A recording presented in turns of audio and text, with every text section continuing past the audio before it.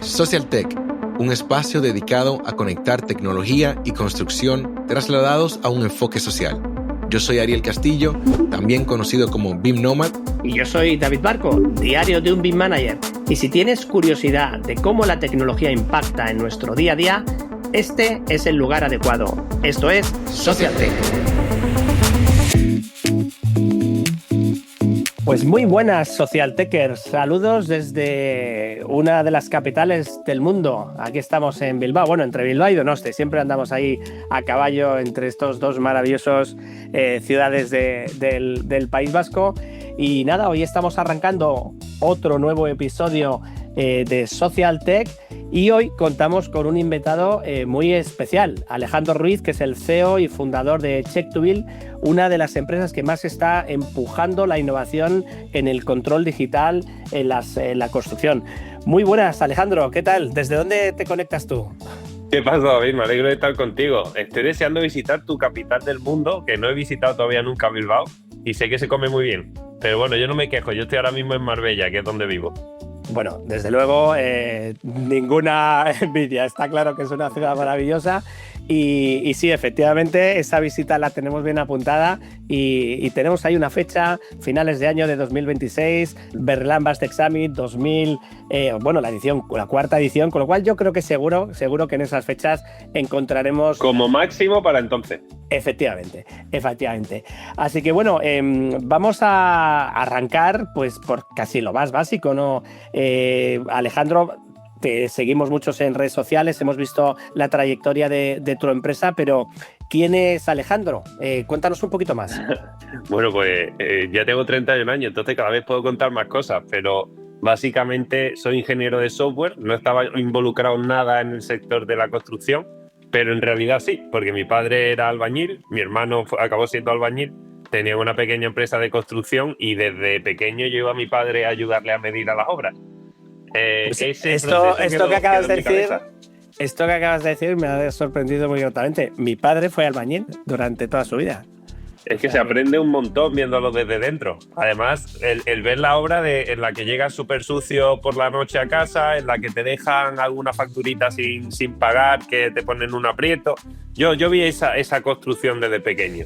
Evidentemente, en mi cabeza no entraba a meterme en el sector y por eso me fui a la parte de tecnología. Siempre quise ser emprendedor y no sé por qué, pero veía que la tecnología era el punto transversal donde todos los negocios iban a acabar. Digo, primero aprendo de tecnología y luego decido qué me gusta.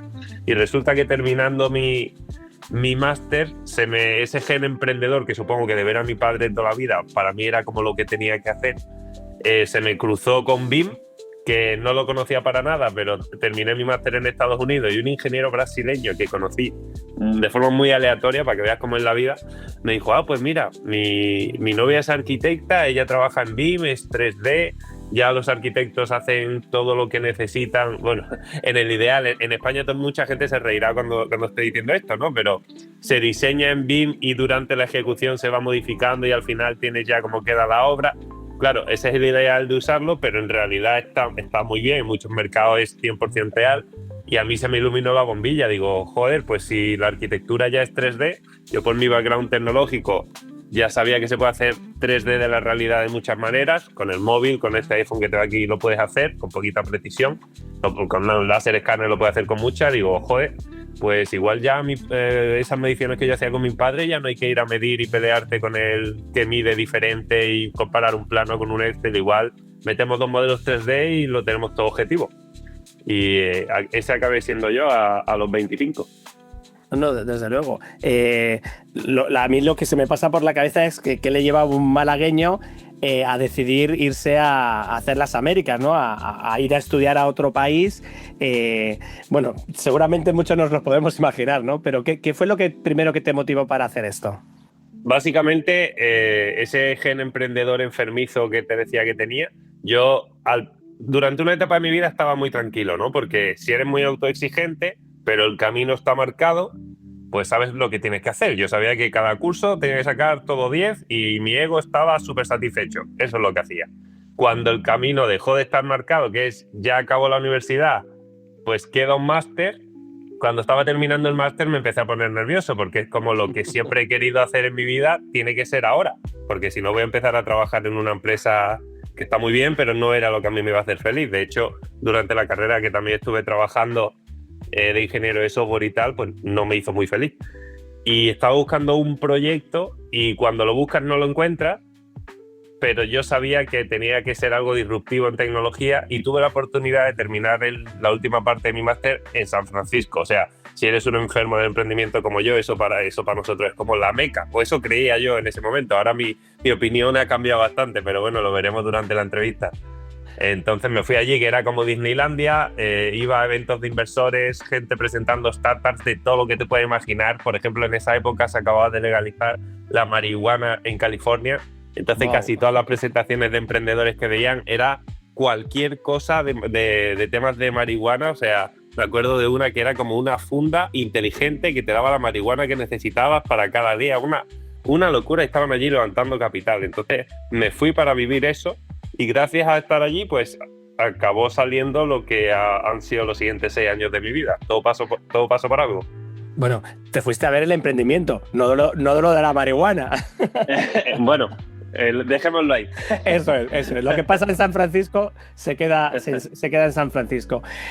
Bueno, pues ahí empiezas a darle forma, ¿no? al proyecto de la empresa Check2Build. Y son muchísimas las innovaciones que hay alrededor del sector de la construcción, ¿no? Estamos hablando de la metodología BIM, estamos hablando de temas de escaneados, hay problemas de coordinación, hay problemas de planificación, hay problemas de control de costes.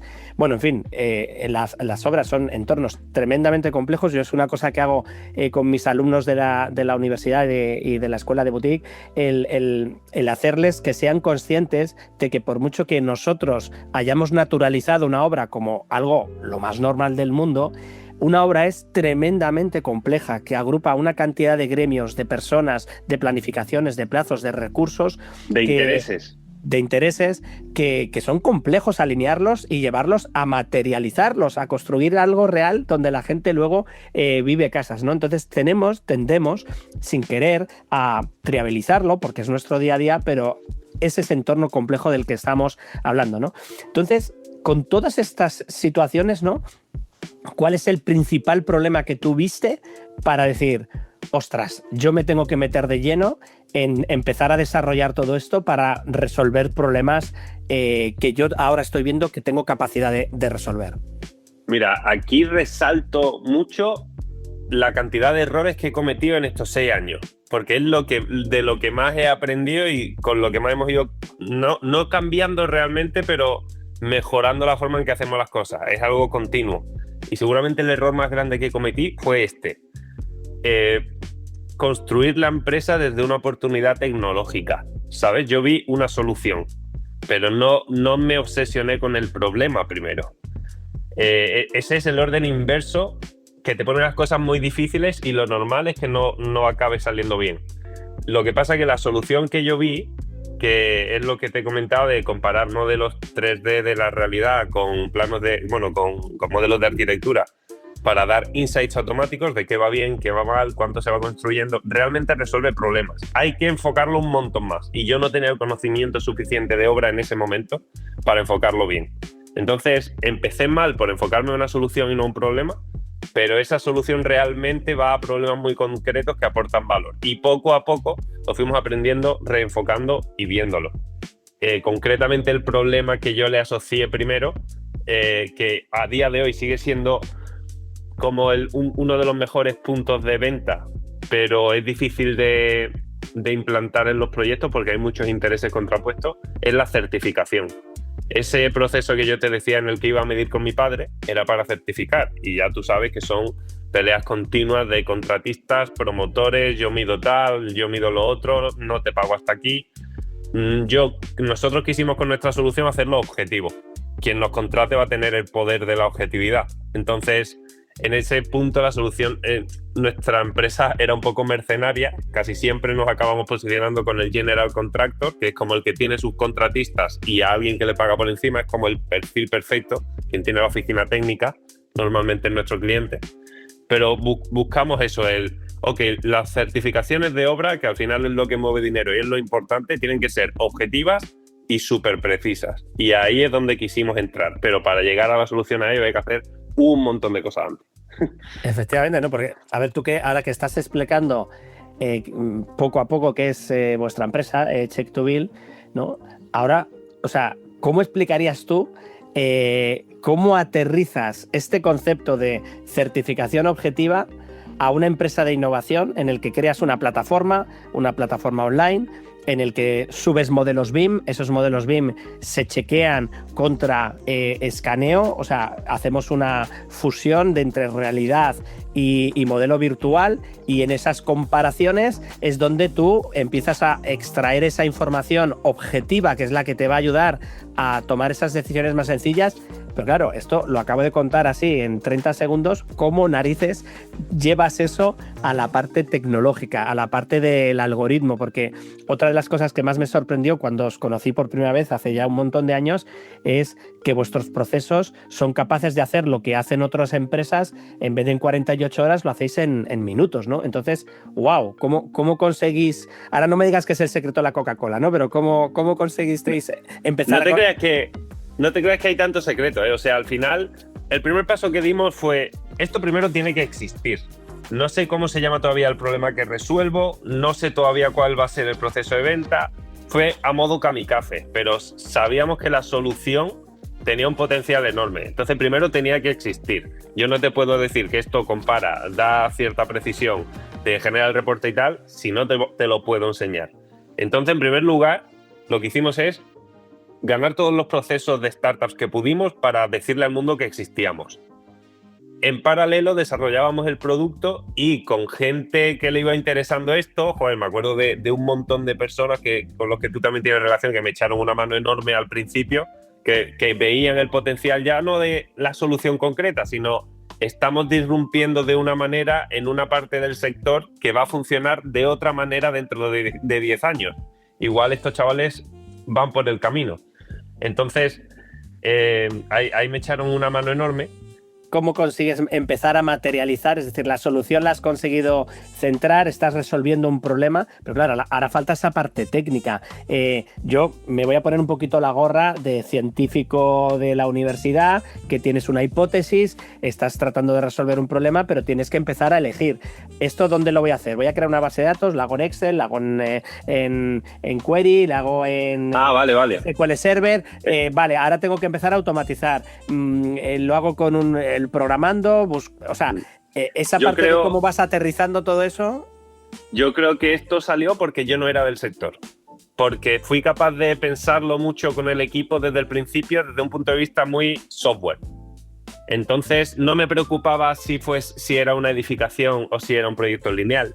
No me preocupaba si tenía una densidad de puntos o tenía otra. Yo solo sabía que había geometrías 3D que la correcta de una tenía que superponerse con la correcta de otra de forma precisa y dar un output en un reporte.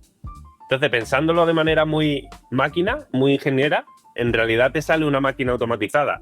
Y la gran ventaja que tuvimos ahí es ver a competidores. Yo vi a muchos competidores, la mayoría ya no están, o quebraron o fueron adquiridos, que es básicamente el camino de casi todas startups en este nicho concreto. Que se estaban matando y levantando cantidades ingentes de inversión. O sea, te hablo de empezar en el primer año levantando $5 millones. O sea, wow. Eso en España es imposible. Luego, si quieres, le damos caña al sector de Deep Innovation en España, que me apetece mucho. Pero bueno, tenían esa cantidad de inversión, claro, para desarrollar con IA, con Machine Learning, detección de imagen que te permitiese hacer todo el control de la calidad y progreso, que es lo que nosotros buscábamos superponiendo los modelos 3D. Pero ellos lo hacían a fuerza bruta, a meterle inteligencia artificial a muerte. Claro, eso es muy caro y se necesitan muchos datos. Y lo de lo caro te lo compro, porque si estabas en Estados Unidos, por ejemplo, antes del 2020 y luego en el 21, más o menos, que fueron como años dorados de inversión, sacaban los millones sin revenue. Pero claro, eran empresas que no tenían los procesos correctos porque, bajo mi punto de vista, no había esa cantidad de datos ingente en obra. para entrenar los modelos como hace falta y que sean súper precisos sin intervención humana. Claro. Entonces se acabaron dando con el muro de nos meten pasta, necesitamos otra ronda porque no somos rentables todavía y no hemos demostrado la atracción o la tecnología. Sigue siendo mi equipo de ingenieros en India, ¿sabes? Los que le dan a la foto sí o no. Eso llega a un punto en el que se acaba y a casi todos les pasó lo mismo. Nosotros, al venir desde otro mundo y no pensar en obras y que tiene los fallos que comentaba antes, ¿no? Pero pensar más en ingeniería de software, dijimos, ok, esto se puede hacer con algoritmos matemáticos que lo puedes pensar de una manera que son más tontos, porque al final es matemática pura que coge geometrías, coge un radio, limpia nube, que ahí sí hay un poquito de machine learning. Ese filtro, bueno, pues tiene más fórmula de la Coca-Cola que limpiar en un radio, evidentemente. Pero al final es comparativa de geometrías 3D que con varios algoritmos matemáticos te da bastante precisión dependiendo solo de la densidad de tu nube de puntos. Eso es escalable desde el día 1. Hacerlo, pues es caro si lo piensas en dinero español, ¿vale? Si empiezas con 5 millones, nada es caro, aunque se gasta también. Pero al final necesitas un equipo de ingenieros muy especializados, que sean ingenieros de desarrollo software en cuanto a BIM, en cuanto a temas de nubes de puntos, casi que te tienes que ir a buscar doctores, ¿sabes? Y ahora sí que te cuento del equipo más tarde. Pero si das con las personas adecuadas, ese desarrollo se puede hacer y no te das con necesitar mucha cantidad de pasta para entrenar inteligencia artificial para la que no tienes datos y donde vas a tardar muchos años en que sea un software 100% automático. Nosotros conseguimos ser la automatización completa para dar insights de la calidad en cuanto a control geométrico y las mediciones de obra con, te diría que una décima parte seguramente de la inversión que el resto tenían.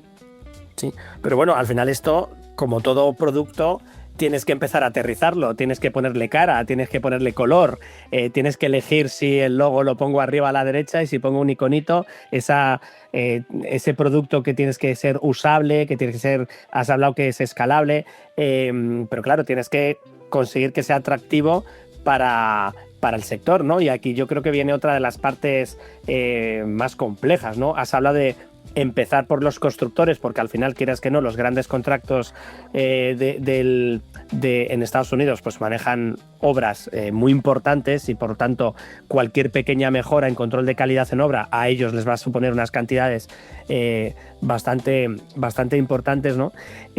Pero vuestro producto es mucho más amplio. O sea, yo creo que ya se puede acercar a muchísimos más otros roles, ¿no? A BIM managers, a empresas que escanean, a los propios equipos técnicos. Incluso tenéis soluciones que están muy pensadas en los propios promotores, ¿no? O sea, yo llego al final de obra, necesito hacer un chequeo, ¿no? Estamos hablando siempre de control de calidad de obra llevada al extremo de precisión, innovación, automatización y todo lo más rápido que puedas. Ostras, documéntame bien un final de obra con repasos, problemas, caracterízame, estructúrame, esto... también vais por ahí, ¿verdad? Sí, bueno, estamos llegando como a la parte final de todos los aprendizajes, pero a mí me encanta hablar de todas las que nos hemos pegado en el camino, ¿sabes? Porque al final luego cuando llegamos a ciertas conclusiones se entiende, ¿sabes? Te cuento dos historias y no se me olvidan en el camino. La primera es que cuando empecé, claro, al no ser del sector, pero ir muy echado para adelante oye, he presentado la solución, ha llamado la atención, vamos a presentar en tal proyecto y tal, pues te llaman otros jefes de innovación para preguntarte de qué va lo que estás haciendo. Claro, al principio que no sabes tanto del tema, a mí me decían, ¿y esto vale para construcción lineal tal? Yo, tal y como hablaba, buscaba rápidamente qué es construcción lineal, tipos de proyectos, ¿sabes? No tenía ni idea. Sabiendo eso, sí que íbamos enfocados a hablar con el general contractor, con el tipo ferrovial, por ejemplo, y tal, de España, pero también por cuestiones de temas de levantar inversión y tal, que al principio pues necesitamos una ronda de unos 250.000 euros cuando lanzamos la empresa aquí en España, pues uno de los primeros inversores fue una gran agencia de project management.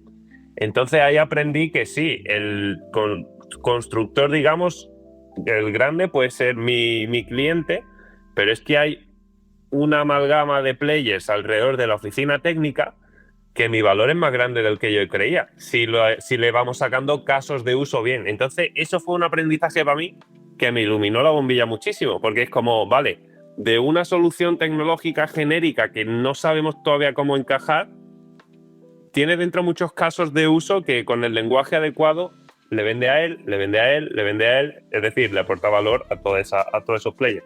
Eso fue un aprendizaje muy bueno. Y el segundo fue que nos arruinamos. O sea, nos hemos arruinado un par de veces en el camino. Todo mejoró. Por suerte todo mejoró, porque estamos aquí todavía. Pero en una de esas fue muy seria y mi única solución era hacer lo que yo siempre había querido desde el principio, que era ir al mercado más grande del mundo de tecnología hasta lo que yo sabía en ese momento, que era Estados Unidos.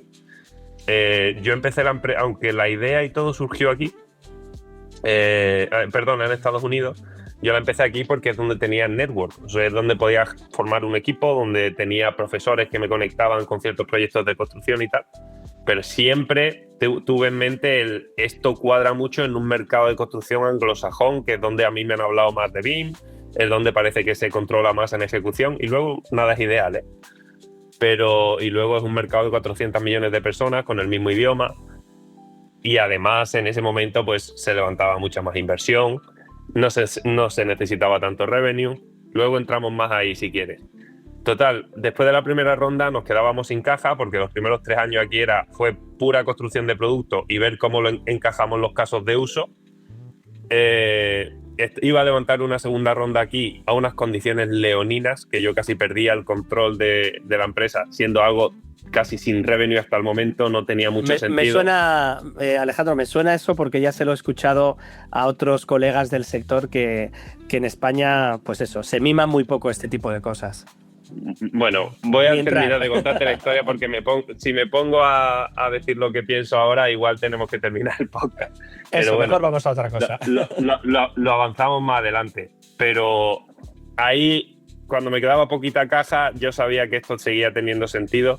Me fui a Estados Unidos por cuestiones de la vida. O sea, eso que te conté que íbamos a concursos de startups y tal, eso me llevó a la Copa Mundial de Emprendimiento, que me llevó a estar muy bien conectado con la Universidad de Miami, que justo en el momento adecuado, cuando iba a firmar ese acuerdo que yo no quería firmar, me invitaron a hacer 2 semanas de desarrollo de negocio allí con ellos, todo pagado y tal. Fui, vi que tenía potencial, me quedé más tiempo, levanté en esas pocas semanas la inversión que iba a levantar aquí a 4 veces más valoración, básicamente, pero con la condición de que esto en España no podía seguir, no tenía ningún sentido y esta división pues no tenía que ser otra empresa. Entonces en ese momento desapareció Check to Build de España, tuvimos que ir a Estados Unidos con sangre nueva, pero allí salimos adelante y de ese momento es de donde pudimos entrar en un mercado de construcción mucho más grande en el que ya te conectas con empresas de Japón, de Estados Unidos, de Australia, de Canadá, y nuestra visión cambió, nuestra capacidad de levantar inversión también, y gracias a eso ahora estamos aquí. Entonces han sido como 2 grandes puntos de inflexión.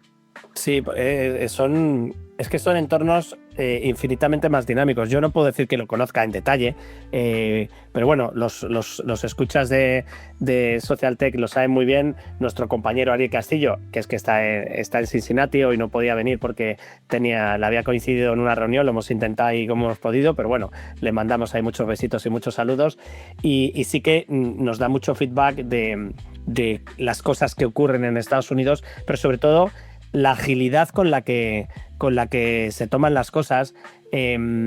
Que me decía, estás en una cafetería hablando con una persona de una idea de negocio que se te ha ocurrido y de repente se te acerca otra y dices si puede invertir y no lo conoces de nada, y es como, perdona, me estará intentando, claro, tu pensamiento español dices, no, este es alguien que me está intentando robar algo y no sabe ni cómo empezar, ¿no? Y algo quiere, algo quiere, y evidentemente algo quiere, ¿eh? Pero hay que entenderlo, o sea, quien hace negocios contigo es porque se va a llevar algo de ti, pero tú te estás llevando algo de él y eso se llama win-win. Efectivamente, ¿no? Aquí sufrimos esa excesiva burocratización de todo, ¿no? Es decir, salen subvenciones europeas que pueden llegar a la pyme para impulsar la innovación, y de 100 cantidades que llegan, pues al final llegan 20 porque 80 se lo ha comido la burocracia o grandísimas empresas tecnológicas que no necesitan este tipo de ayudas para arrancar. Pero bueno, eso también lo vamos a dejar en otra parte de la discusión, y vamos a seguir en esa parte positiva de... Por cierto, yo me he reinado también 2 veces, ¿vale? De hecho, la segunda, mis gestores me dicen que técnicamente no cuenta porque no me había levantado todavía de la primera. Pero bueno, lo cierto es que quien pasa por estas situaciones pones en valor muchas otras cosas más que si vienes de una situación normalizada, etcétera, pues no terminas de apreciar, ¿no? Y una de ellas es la agilidad en tomar decisiones.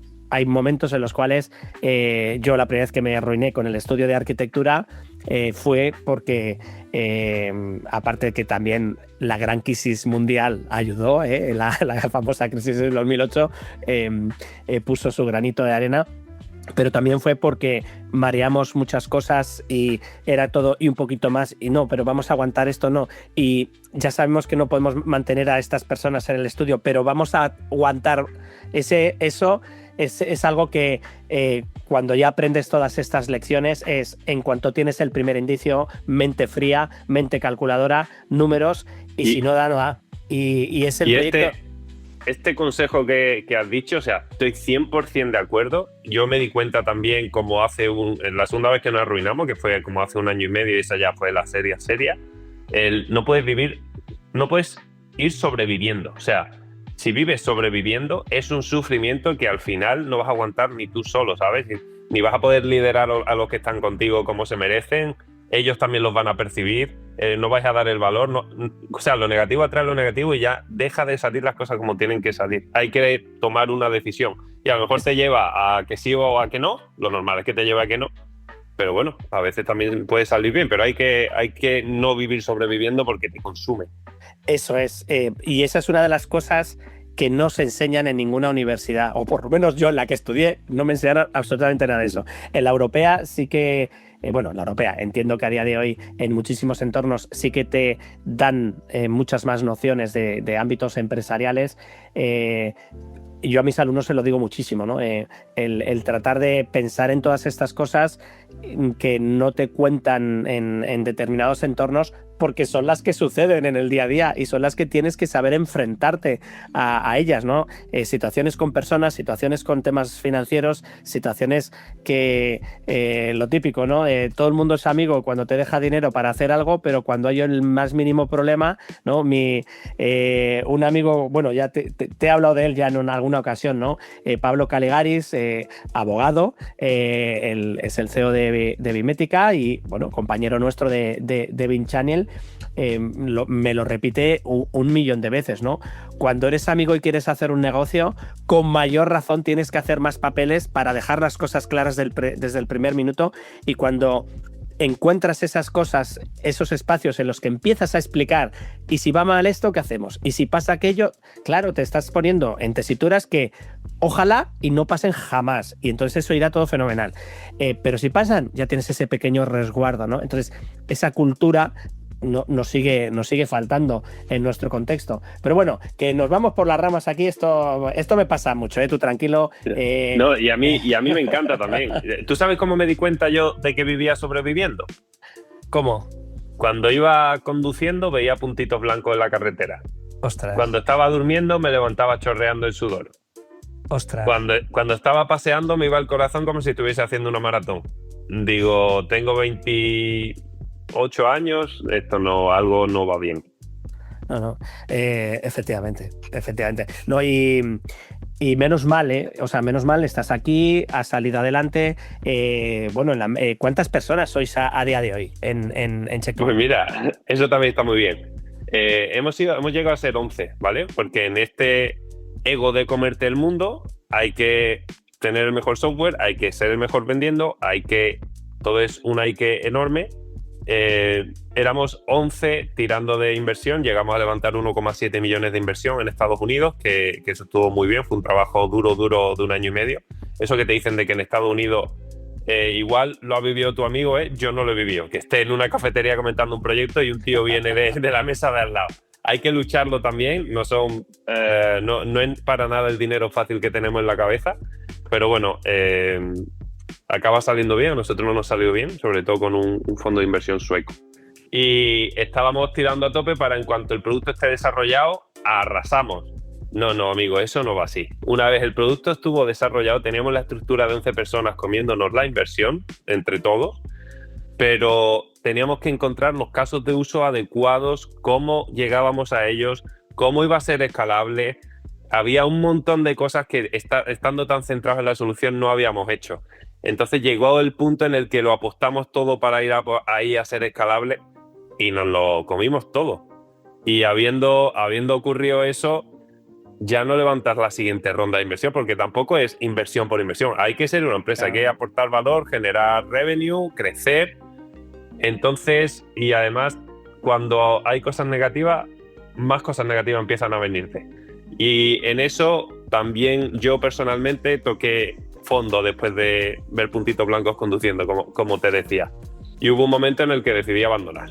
Dije, creo que tiene sentido, tenemos una tecnología de valor que seguramente a alguno de los clientes con los que hemos trabajado pues, le gustará tener y veremos a qué acuerdo se puede llegar, pero no se puede seguir.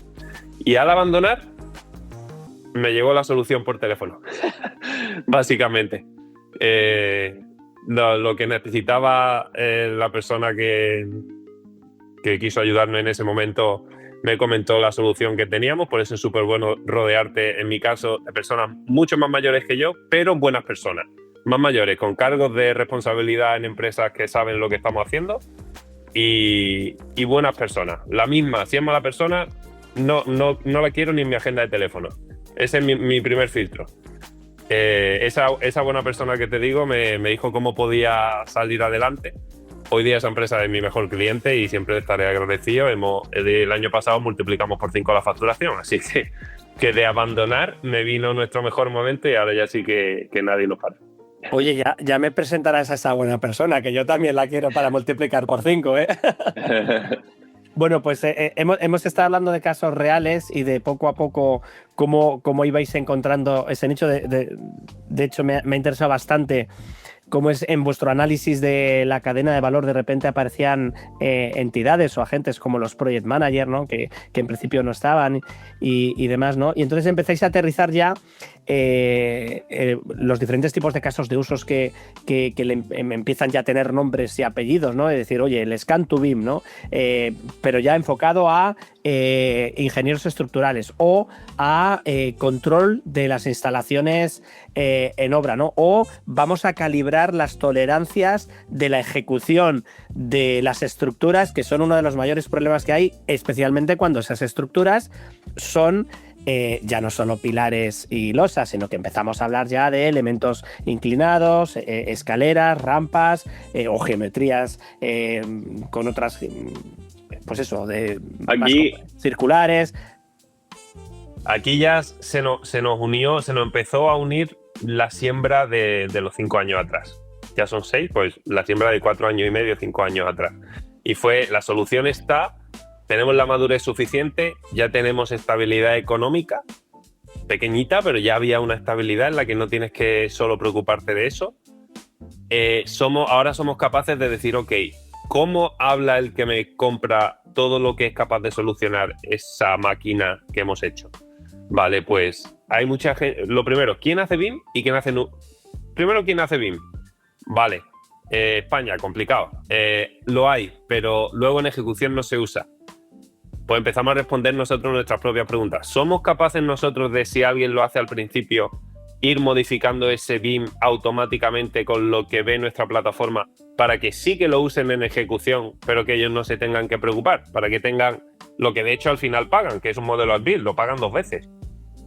Pues la respuesta fue sí. Ok, pues a eso lo llamamos un caso de uso as-built y ya lo tenemos. En Estados Unidos, por ejemplo, mercado anglosajón, ¿Quién hace nubes de puntos? Los surveyors. Pero me invento el porcentaje, ¿vale? Pero es algo muy alto. Más del 75-80% de las nubes de puntos que se hacen, la prioridad mayor por la que lo hacen en Estados Unidos es para medir floor flatness. Necesitan, cada vez que echan hormigón en un forjado, entregar un reporte en PDF cumpliendo ciertas normas legales. Tienen que hacerlo para todos los forjados de todas las obras de todo el país. Es como entre 1 millón y 1,5 millones de floor flatness reports al año. Pero eso porque la normativa en Estados Unidos exige que eso sea así. Exacto. Claro, entonces ahí ya no encontramos ni siquiera algo donde mejore la productividad o mejore la calidad del resultado. Hemos encontrado algo que no es un commodity. Esto es obligado. Entonces, ¿quién hace nubes de puntos en Estados Unidos? Los surveyors. ¿Qué necesitan? El reporte de floor flatness. ¿Nuestro sistema es capaz de dar ese reporte solo? Sí.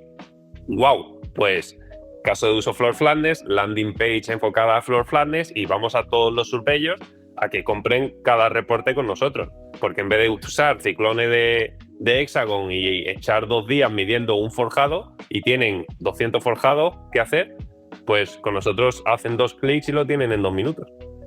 Vale, pues ese valor, por ejemplo, lo lanzamos ahora, que es como nuestra vaca lechera ahora mismo. Y así fuimos midiendo más. En Scan2BIM, como tú decías, en España también nos preguntamos, ok, ¿es difícil que hagan BIM?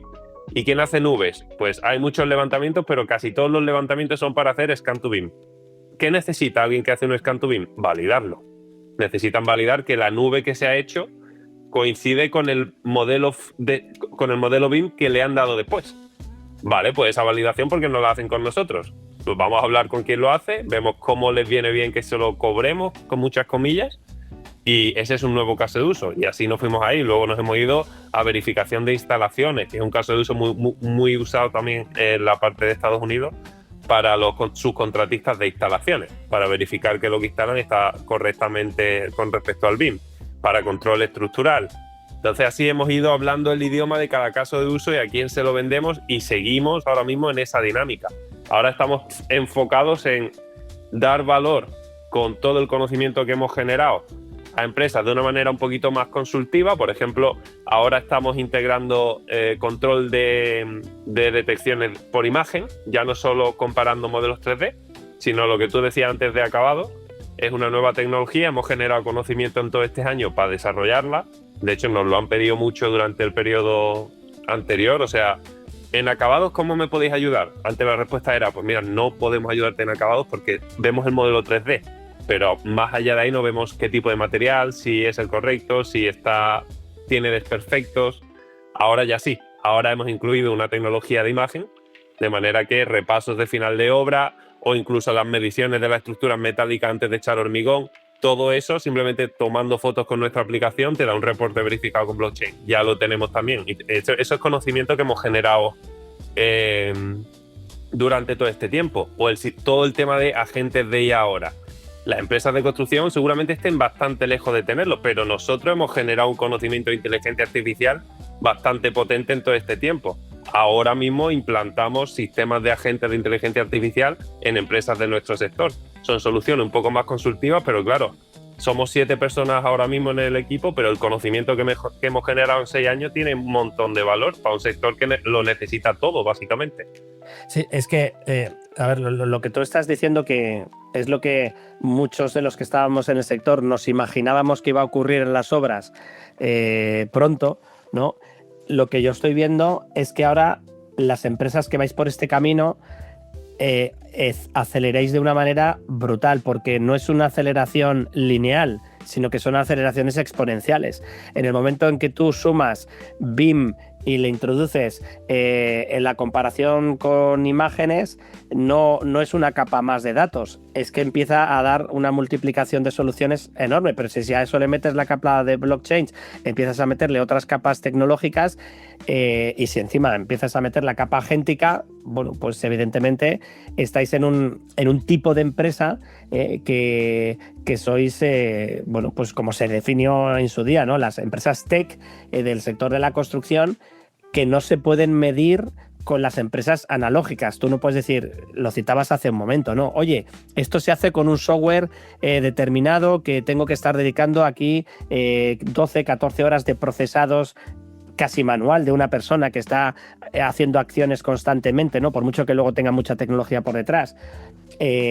Si tú ya estás con una tecnología que tus cómputos van por minutos o segundos a nivel de solución, eso ya va a ser muy difícil que otra empresa se pueda comparar a eso, ¿no? Con lo cual, bueno, pues estáis en una autopista que es maravillosa. Mira, a mí me hace mucha gracia ahora cuando lo que llevo escuchando mucho tiempo atrás, que es que a nadie le gusta Autodesk, pero todo el mundo usa Autodesk todo el rato, porque tiene al ecosistema un poco cautivo. Pero claro, ahora mismo las reglas del juego están cambiando a un nivel que no nos imaginamos. O sea, ahora mismo, si no es ya, en muy pocos meses, cualquiera va a poder hacerse su propio AutoCAD. Tú vas a poder tener el AutoCAD que a ti te gustaría tener para tú hacerlo súper fácil, y luego puedes tener un agente que te da el archivo o te genera el archivo en cualquier otro formato. O sea, que lo necesite en AutoCAD, el que tú has generado se lo va a dar en AutoCAD. Sí, no nos imaginamos lo que está pasando. O sea, yo sí que te compro este discurso porque estoy rodeado de tecnólogos y lo estoy oyendo constantemente, pero el problema que tenemos los tecnólogos es que se nos olvida que nosotros somos el 0,01 o no sé ni cuál seremos de la población mundial, que tenemos esta visión del mundo tecnológico y entendemos o vemos cómo pueden venir determinados tipos de cosas. Pero mi mamá, de 82 años, cuando yo le digo BIM, ya después de 20 años, por fin ya lo ha entendido un poquitito, ¿no? Esas cosas que hace mi hijo en 3D súper bonitas, que luego lo pone ahí, lo saca de virtual y lo construye en obra. Joder, yo he escuchado a mi madre decir eso, ya es un logro. No tienen esa capacidad de ver este tipo de cuestiones, ni el concepto agéntico, ni el concepto de IA, ni cómo aterrizar. Lo estoy llevando a un extremo que es mi madre, ¿no? Pero lo veo en mi día a día de nuestros clientes, ¿no? Estamos con una capa de clientes enorme, ¿no? Administraciones públicas grandes, administraciones públicas pequeñas, promotores, constructores, ingenierías, arquitectos, etcétera. Y lo veo en ellos en el día a día. No tienen esa capacidad de asimilar estas cosas, entienden que alguien podrá hacer un software dictándoselo, pero creo que no lo van a hacer, en su grandísima mayoría. ¿Pero por qué?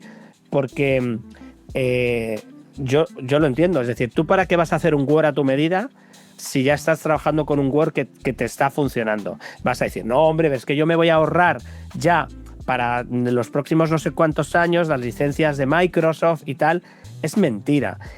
Porque no vas a hacer un Word, un Excel, o sea, el problema viene, y esto lo decía John Hernández, que es, supongo que le conocerás, esta persona que está muy metida en el mundo de la IA, muy documentado. Decía, el problema no va a ser ese, el problema va a ser que no va a haber respaldo de cómputo detrás para poder soportar 4.000 millones de programas Word funcionando, ¿por qué no? Porque, o sea, de forma personalizada, ¿vale? Porque si ese va a ser el camino, al final también empezaríamos a tener sistemas tan heterogéneos que podrían empezar a fallar por 1000 lados. Hablamos de la ciberseguridad, ¿no? Ojo, no lo digo yo, lo dicen compañeros de Iberus, ¿no? Que conocemos, Iván Guerra, Álvaro Sánchez Palma, ¿no? Hace unos minutos le estaba escuchando en una charla decir, sí, vamos a tener capacidad de hacer 1.000 millones de cosas, pero también vamos a tener la capacidad de que alguien pueda venir a destruirnos estas 1.000 millones de cosas. O sea, ya estoy viendo tendencias de gente de decir, mira, no, de verdad que yo me voy a quedar en un modo muy...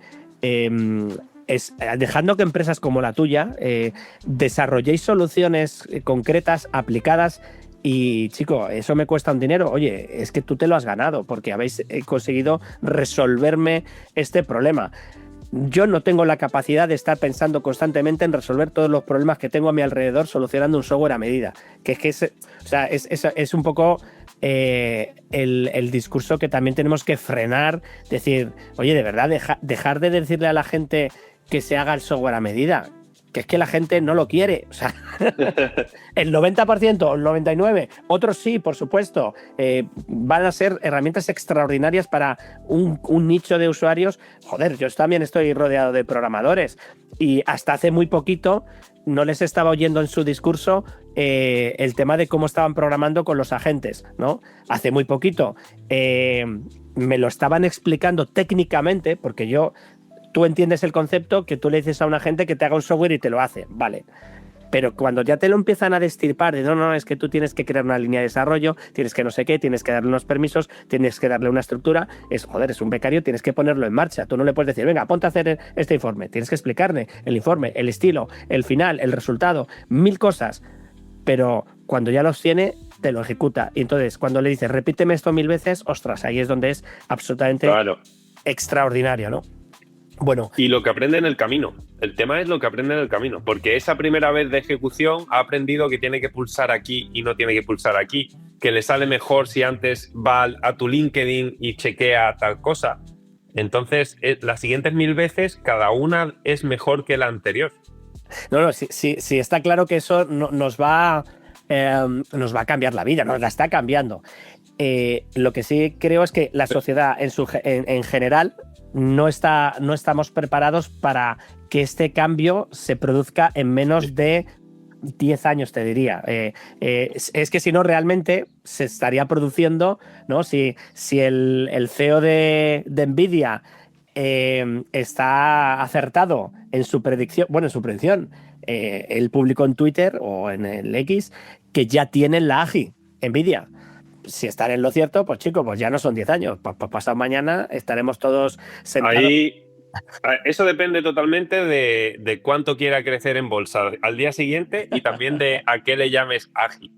Pero es increíble el nivel de cambios en poco tiempo, ¿sabes? Ahora mismo, ya ayer o antes de ayer, Anthropic ha sacado un modelo que no ha podido sacar al gran público. Porque ese modelo ha sacado las vulnerabilidades de todas las grandes empresas y las podría explotar. Ellos son una empresa ética, entre comillas, y no lo han sacado. Pero claro, la que viene detrás lo va a tener también en nada. Y dentro de poco va a haber uno open source. Mi gran preocupación es la ciberseguridad. En la ciberseguridad, ahora mismo estamos totalmente vendidos y los agentes tienen todas tus contraseñas. Sí, y de hecho eso es algo que tendremos que empezar a introducir como parte de la cultura tecnológica de todos estos entornos, ¿no?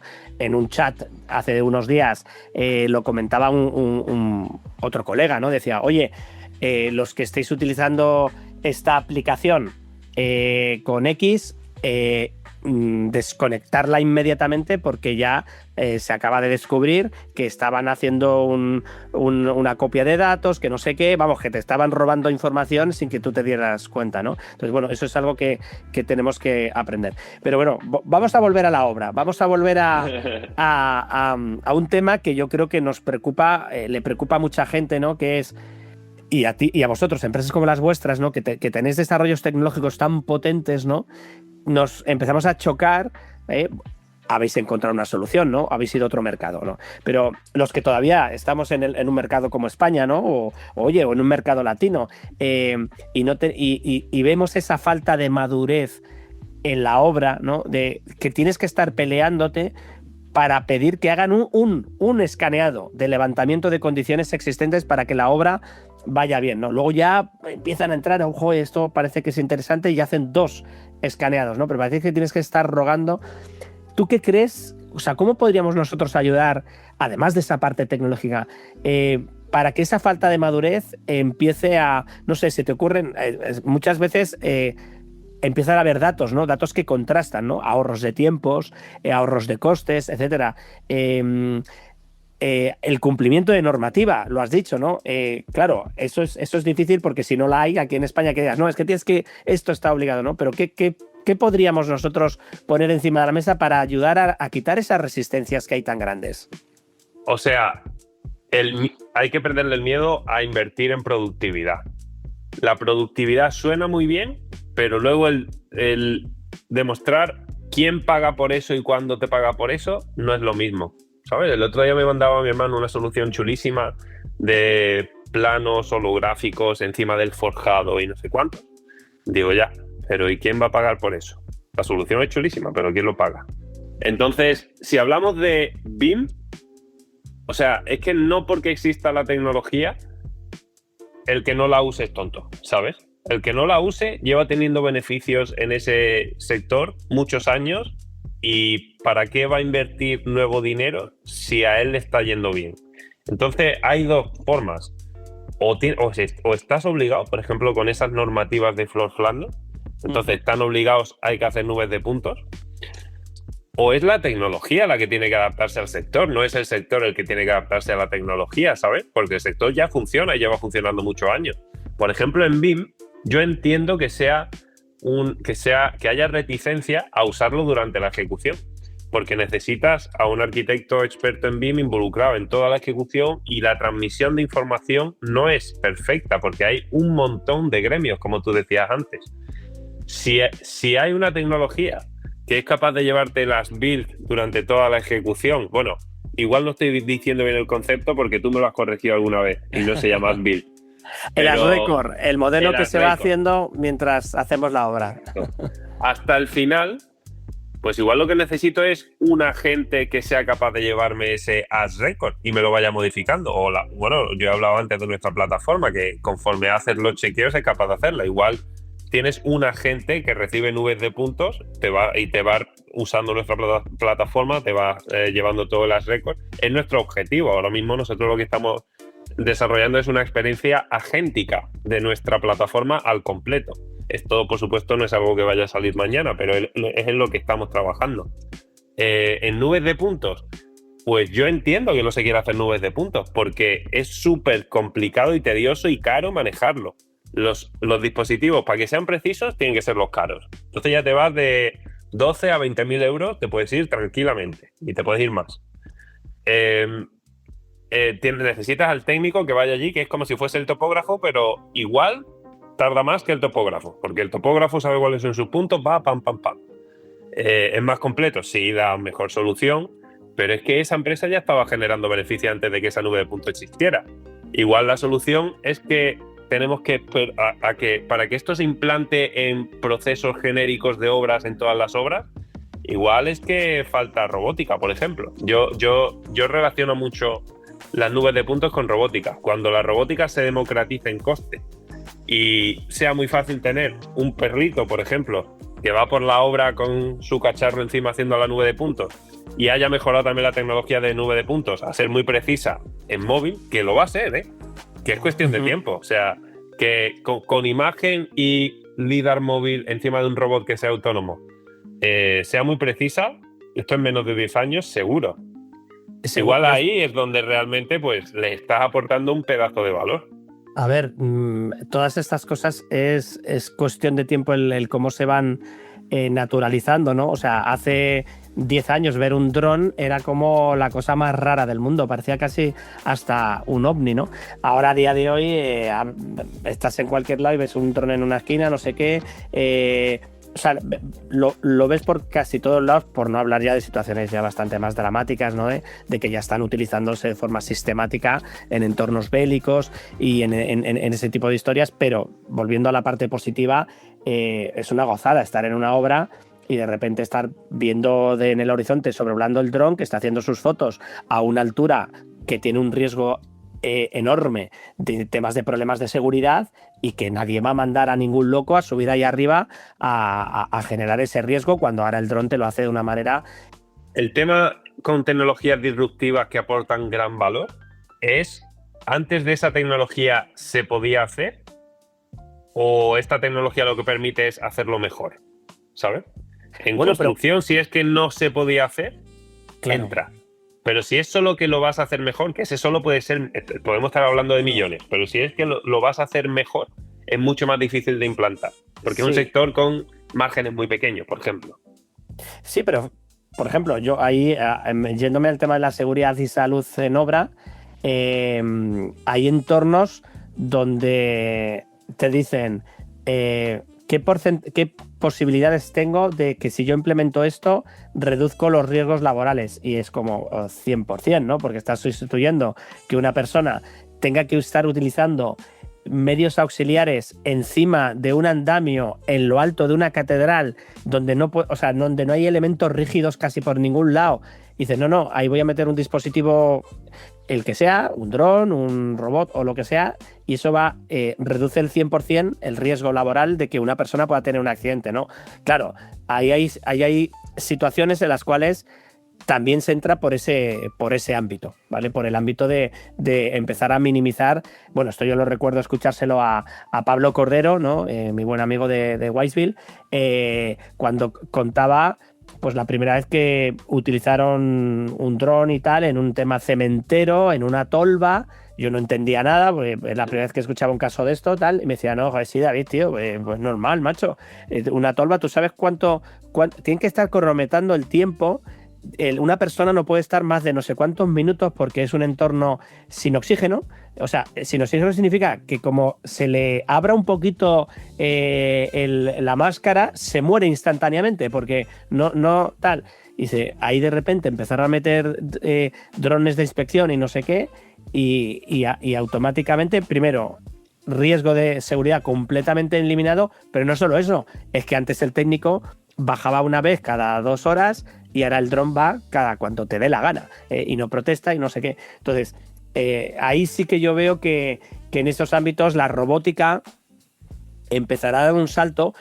Obviamente, has dicho un factor clave en el momento en que también empiece a ser económico, pero ahí los chinos no es que nos vayan a dar la vuelta por la derecha o por la izquierda. Los chinos nos han pasado ya y están a 200 kilómetros de distancia y no nos hemos enterado. Mira, os voy a recomendar hay un podcast que se llama Heavy Mental, que lo hacen 3 volados maravillosos. Yo solo me acuerdo de Javier Recuenco, aunque hay un tal Dave y demás, es que no me acuerdo nunca de los nombres. Bueno, pues hicieron un episodio hablando de China, ¿no? Una persona que lleva muchísimo tiempo viviendo allí en China. Y cuando explicaba estas cosas, se reían muchas veces de las preguntas y demás por este enfoque tan anglosajón céntrico que tenemos a veces, ¿no? Y ellos nos dan 1000 millones de vueltas por una sencilla razón, ¿no? Ellos son una cultura milenaria es una cultura consolidada donde su foco siempre ha sido ser una cultura próspera independientemente de 1000 factores, ¿no? Y eso es lo que les ha hecho que hace 50 años estaban desaparecidos y de nuevo volver a ser una potencia increíble a día de hoy y seguirán siendo, ¿no? Y con el tema de la robótica, solo tienes que ver los vídeos donde sale una función de teatro con unos robots haciendo unas piruetas que dices tú, ríete del Boston Dynamics lo que están haciendo, ¿no? El coste también está reduciéndose de una manera brutal. Quizás tú ahí tengas más datos de campo porque lo estés viendo, pero vamos, yo ya he visto obras con el robot cuadrúpedo normal y corriente, ¿no? Es decir, que ya no es raro verlos, no es que sea habitual, pero ya no es extraño, ¿no? Y ya pensando un poco en ese futuro robotizado, automatizado, con la IA, etcétera, ¿no?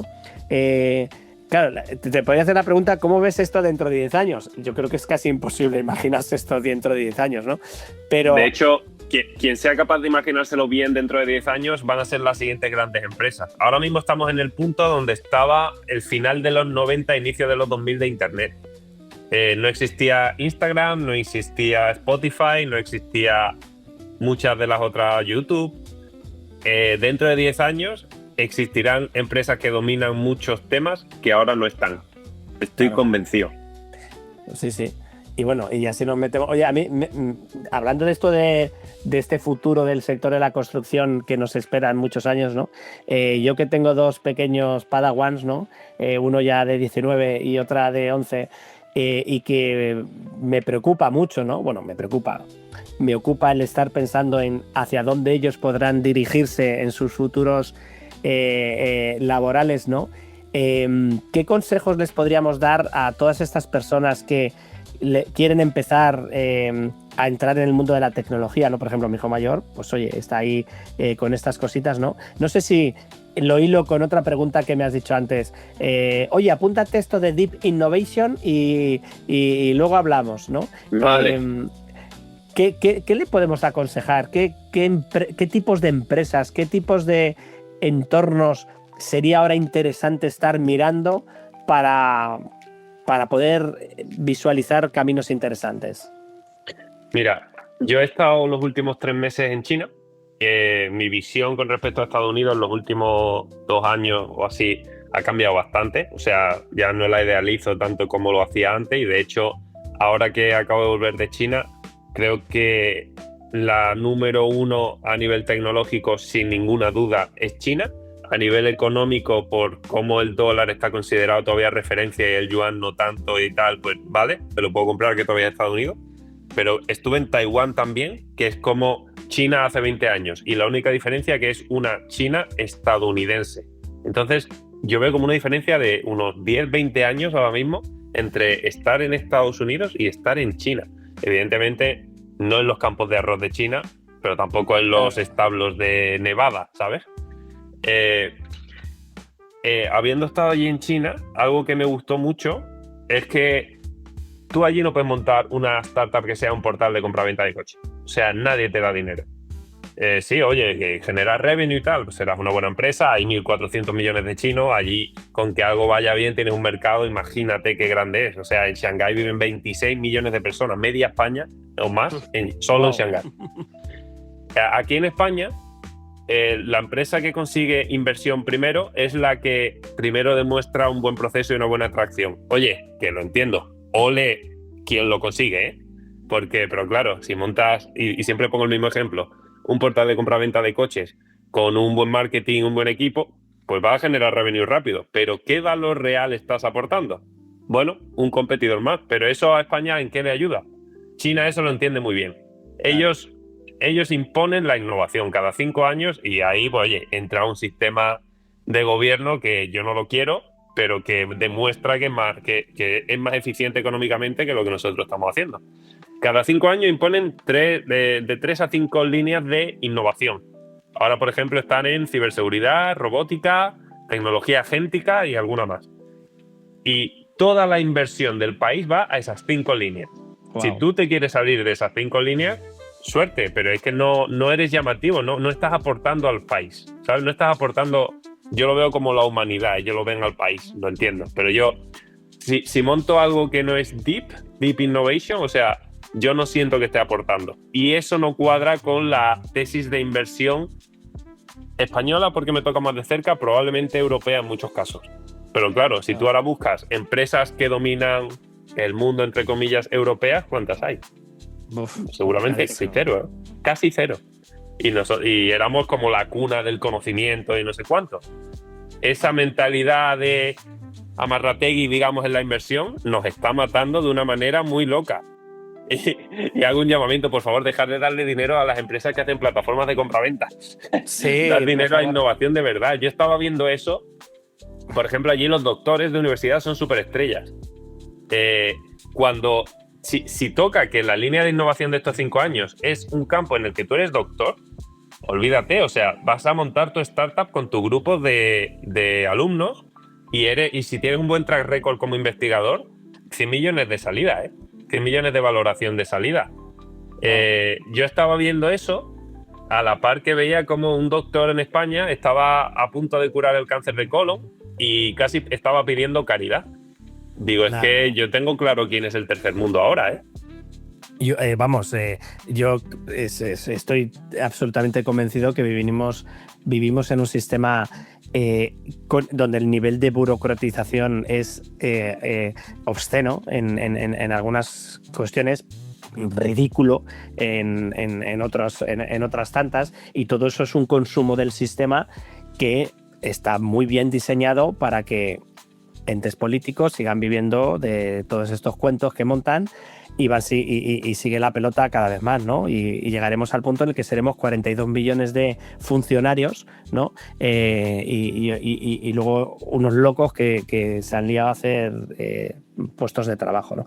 Bueno, en fin, pero es interesante traer esto de otras regiones del mundo, además muy desconocidas para la gran mayoría de la gente, y ver que allí se vive bien, ¿no? Me voy de nuevo a ese a ese episodio. De hecho, me lo voy a apuntar aquí para ponerlo en las notas del programa, el episodio de Heavy Mental, porque una de las cosas que a mí también más me sorprendía, hablando de China, era que, claro, nosotros tenemos esa visión de que allí te están persiguiendo, que no sé qué, que tal y que cual, y me decía, pero eso son las puñeteras películas. Dice, ¿quién te cuenta eso? Fuentes de información que generalmente vienen de entornos anglosajones, ¿no?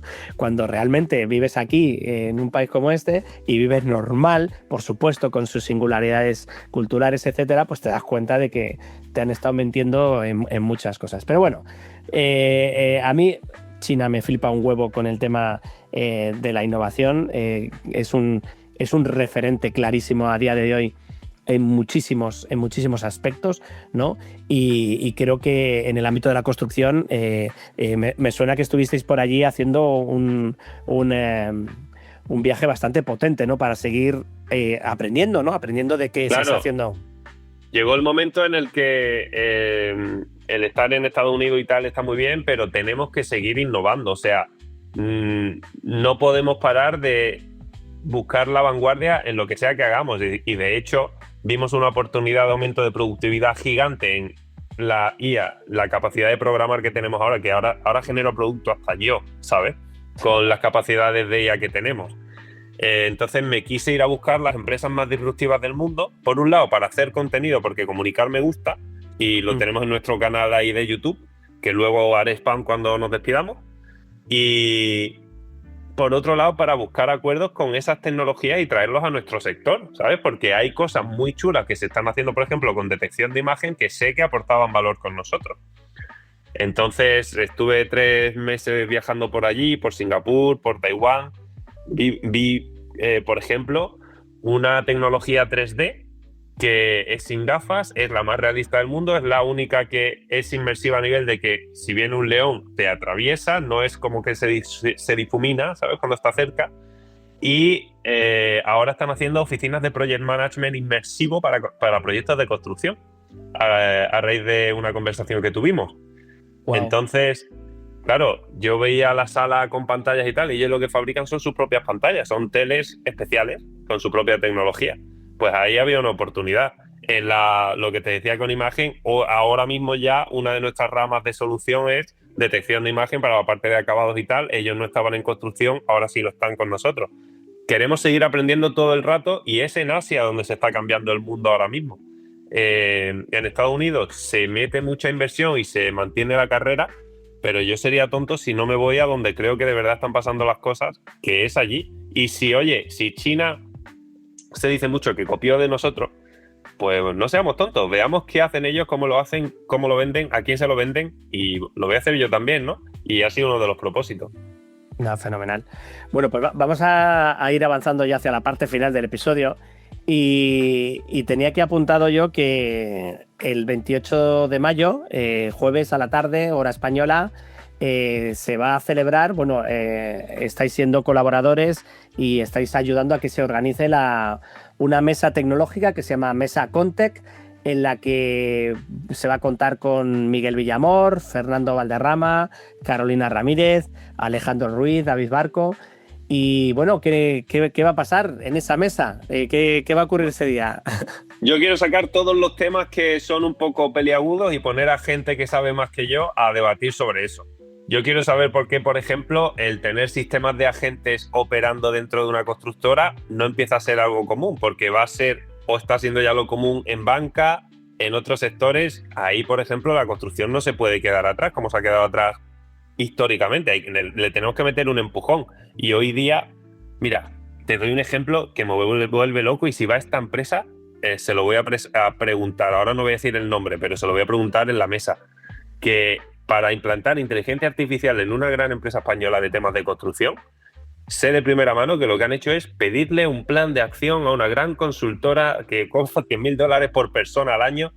Pero vamos a ver, si un sistema de agentes te cuesta $200 al mes, o sea, habrá otras formas de abordar el problema, ¿no? Esa es la mentalidad que a mí me hierve la sangre, y es lo que quiero que comentemos, ya que va a haber distintos perfiles y empresas pequeñitas como la nuestra, pero también habrá grandes.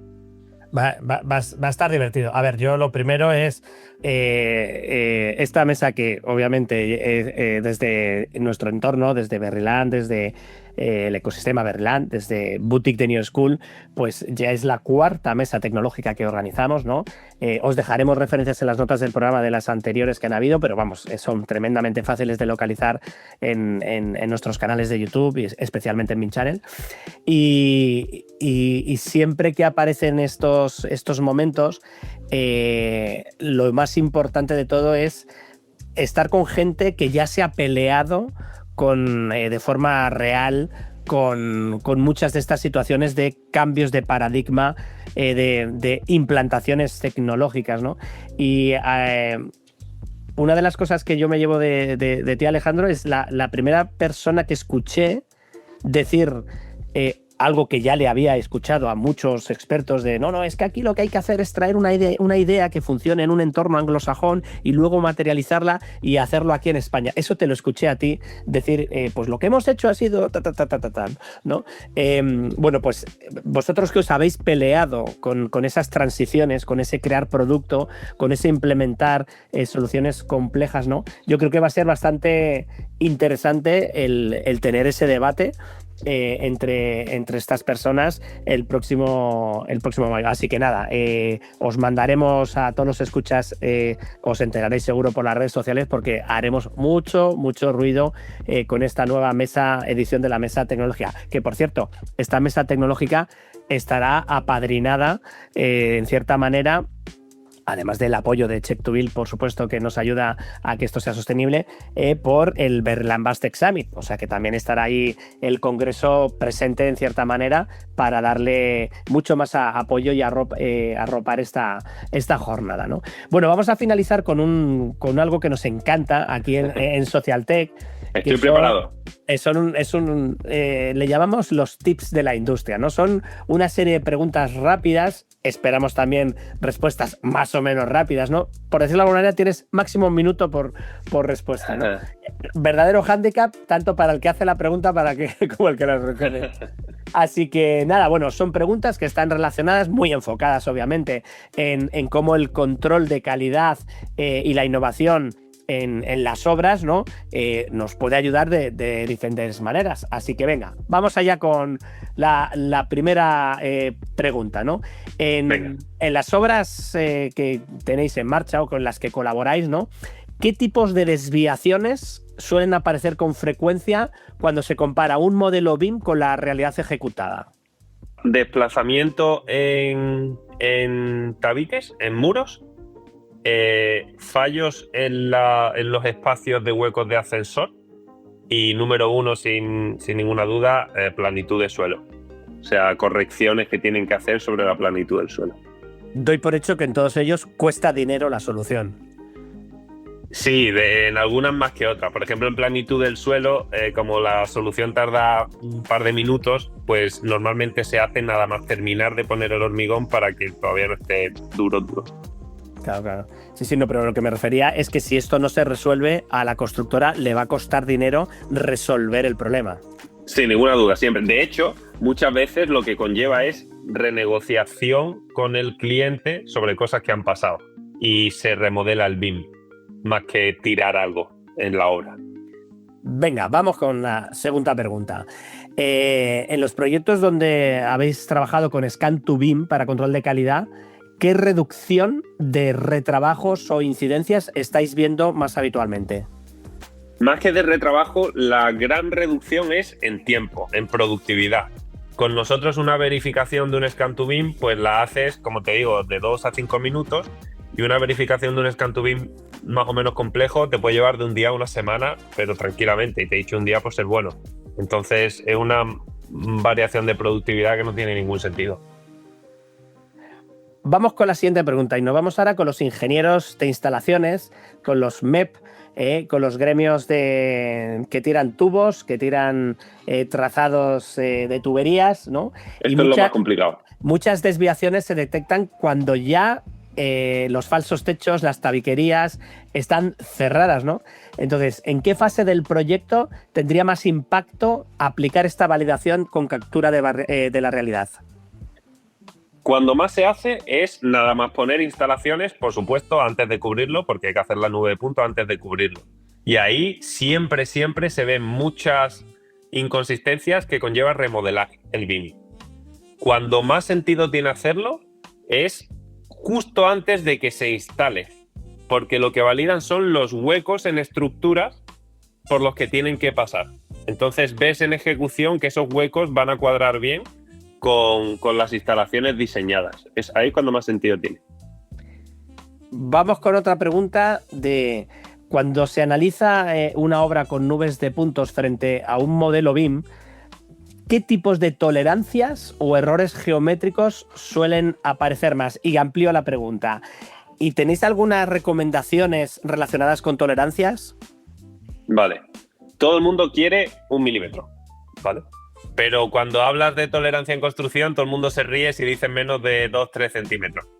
Entonces, entre la expectativa y la realidad hay un rango amplio. Lo normal es que nadie se preocupe y nuestra recomendación es que en estructuras y tal, si hacen nubes de 2-3 centímetros, no debería haber mucho problema con la ejecución gruesa de obra. Si hay cosas muy concretas, como a lo mejor en instalaciones, en infraestructura crítica, ahí sí vas a necesitar hacer nube con algo muy preciso e irte al milímetro. Nuestro sistema al final te da lo que te dé la nube que has generado. Pero nuestro consejo es no te rayes mucho por la precisión, porque hoy día 2-3 centímetros lo haces casi con el móvil si lo haces bien, despacito y siguiendo la guía. Otra pregunta.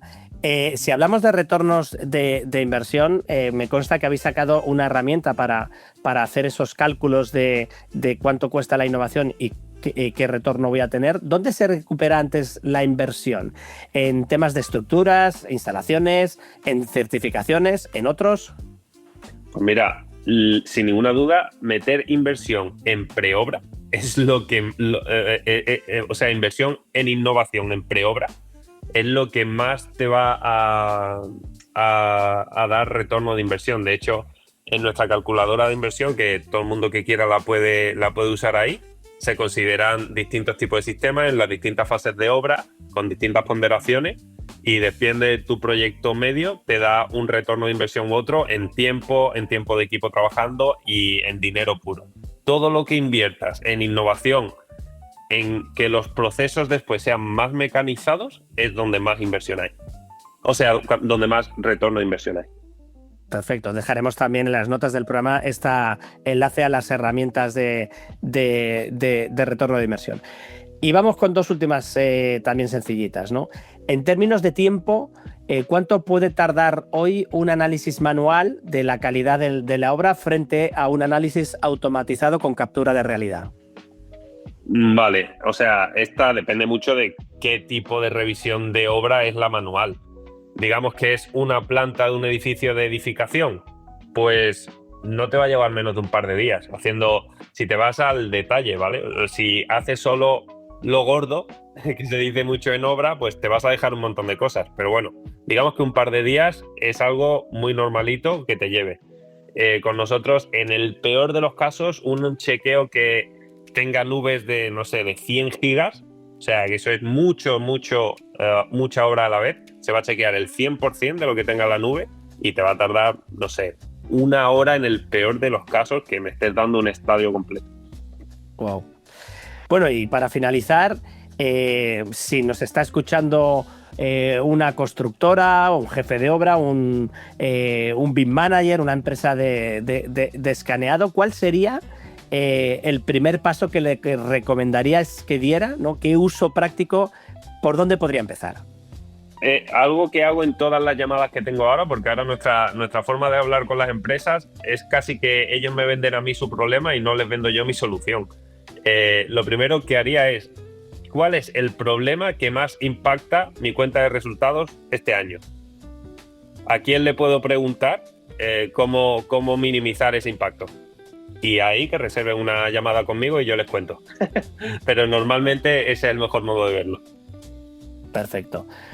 Bueno, pues nada, ya hemos llegado. Hoy no he mirado el cronómetro, ¿no? También me ayuda enormemente que no esté Ariel, porque si estuviera Ariel ya me habría sacado tarjeta amarilla, roja, verde, azul, me habría expulsado. Pero bueno, también como llevamos ya un tiempecillo sin grabar, pues hoy me he permitido este lujo de hacerlo tranquilamente y sin presión. Así que habrá durado lo que haya durado, ¿vale? Luego ya me regañarán quien me suele regañar, pero bueno, lo más importante de todo es agradecerte el tiempo, Alejandro, por estar con nosotros. Pues me lo he pasado bien, ¿eh?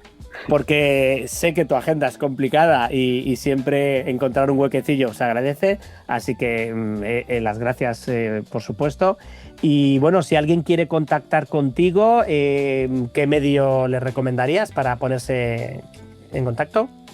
Pues mira, está el medio formal, que es entra a la web, mira de todo lo que hacemos que te puede gustar, o simplemente entra y piensa si has hecho esta dinámica de qué es lo que más me impactaría a mí, cómo puedo mejorarlo, entra y reserva una call conmigo. Ahí es súper fácil, check2build.com. Todo esto va a estar seguramente aquí en la descripción. Pero yo soy muy pesado personalmente con la comunicación en LinkedIn y en Instagram. alexruiz.yesman en Instagram y Alejandro Ruiz Lara en LinkedIn. Aquí estarán todos los links. Siempre contesto. Perfecto, pues eso así lo haremos, lo pondremos en las notas del programa, como lo hemos hecho en... Bueno, no recuerdo ahora si estamos en el episodio 32 ya, ¿no? Bueno, poquitos. Estas temporadas estamos haciendo menos, pero de una calidad extraordinaria, eso siempre, pero estamos con muchas ganas, con muchas fuerzas, tenemos un montón de ideas para los próximos episodios, así que seguiremos dando guerra y ya solo me queda, bueno, pues en esta parte final, recordar que podéis seguirnos en las diferentes redes sociales, en LinkedIn, en X, en Instagram, que es donde estamos más habitualmente, ¿no? Y bueno, este episodio lo vais a poder ver también en nuestro canal de YouTube.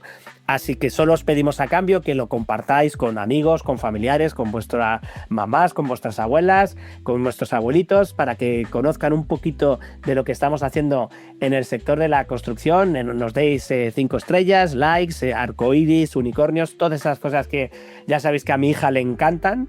Y solo nos queda lanzaros una pregunta para reflexionar, ¿no? ¿Qué innovación meteríais vosotros en el mundo de las obras para ayudar a construir mejor?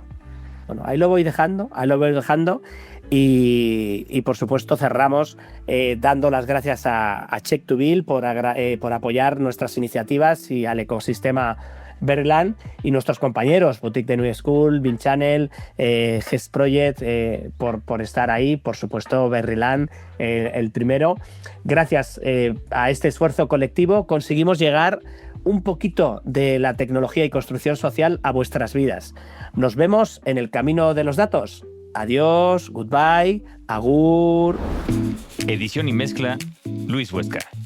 Podcast editado y producido por Drillu. Visítanos en drillu.studio.